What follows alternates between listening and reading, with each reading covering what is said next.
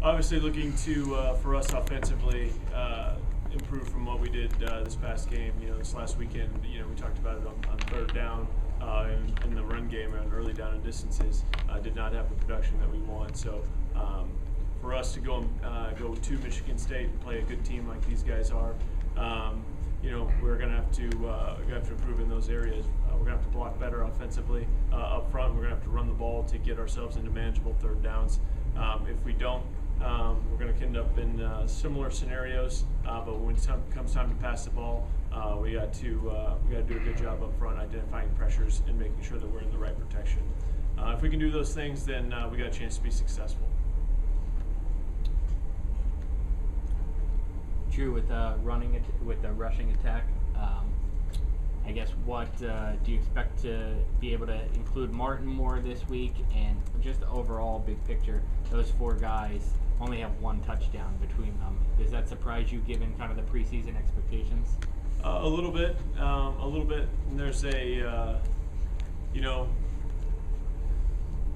we got, I think up front, if we're going to be a line of scrimmage football team, the five guys up front, and it doesn't really matter really who you are, the five guys up front got to play really well. And if you're playing with a tight end in the core, the tight end's included in that.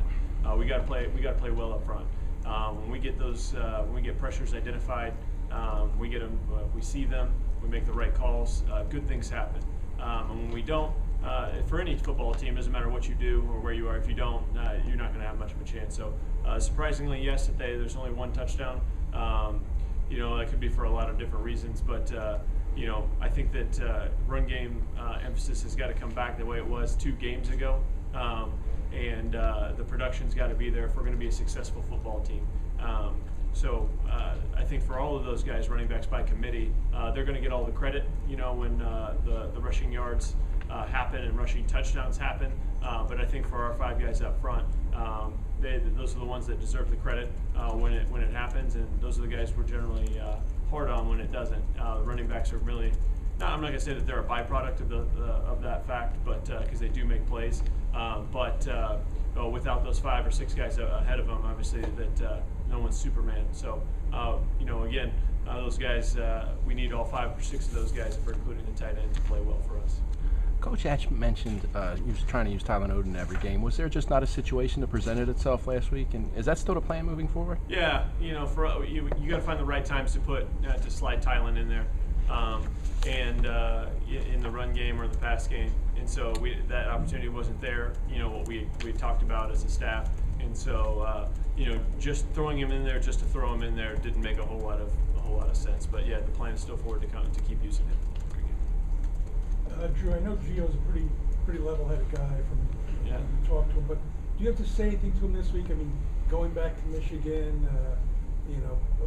obviously you're going to have people there, and I guess maybe Michigan, it doesn't look like Michigan State recruited enough, but I mean, just emotionally, do you have to talk to him about that?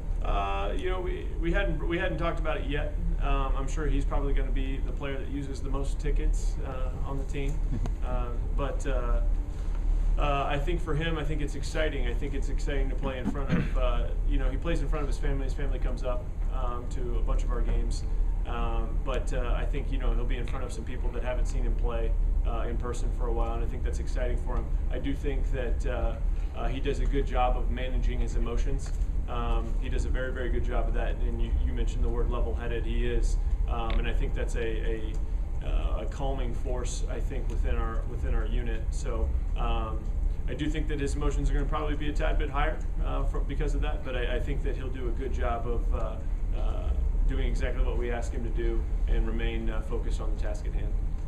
Drew, going back to the running backs and talking about pressures and movements in Indiana pose, is there more you can do with screens and things? I mean, aside from Justin Goodwin, there hasn't been much pass catching with the running backs this season.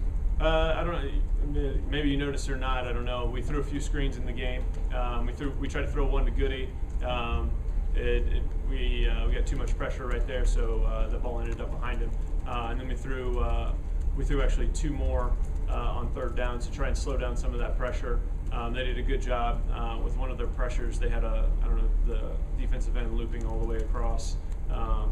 Actually snuffed that screen out. So yeah, absolutely. We could slow down. But to be honest with you, identifying pressure is not as hard as it sounds on paper. It's a matter of focus and your discipline and where you're putting your eyes. If you're going to be a successful football team offensively, everybody's got to be on that same page. And where you put your eyes, your eye discipline. Coach Ash uses the term eye violators on defense. If you don't have your eyes in the right place, okay, you're an eye violator.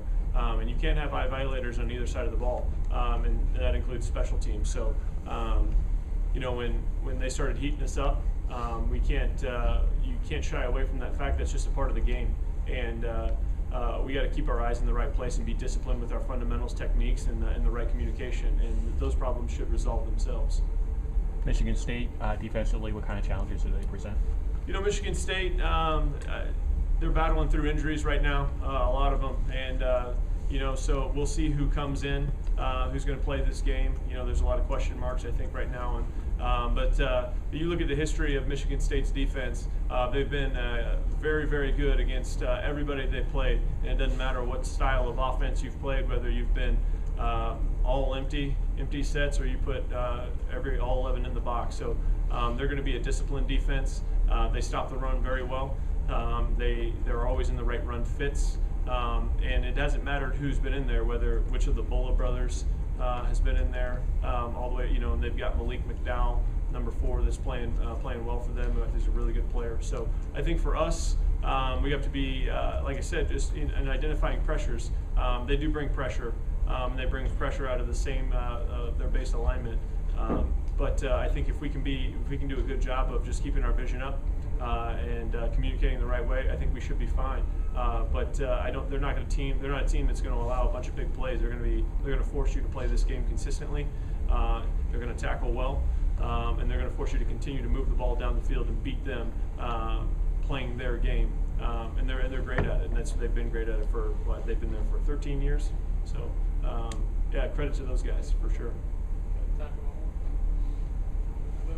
Yeah, I know it can sometimes be difficult to single out individual linemen, but Tariq Cole, how has he played as the blindside protector so far this year? There was some buzz out there nationally that he's one of the more underrated players in the Big Ten.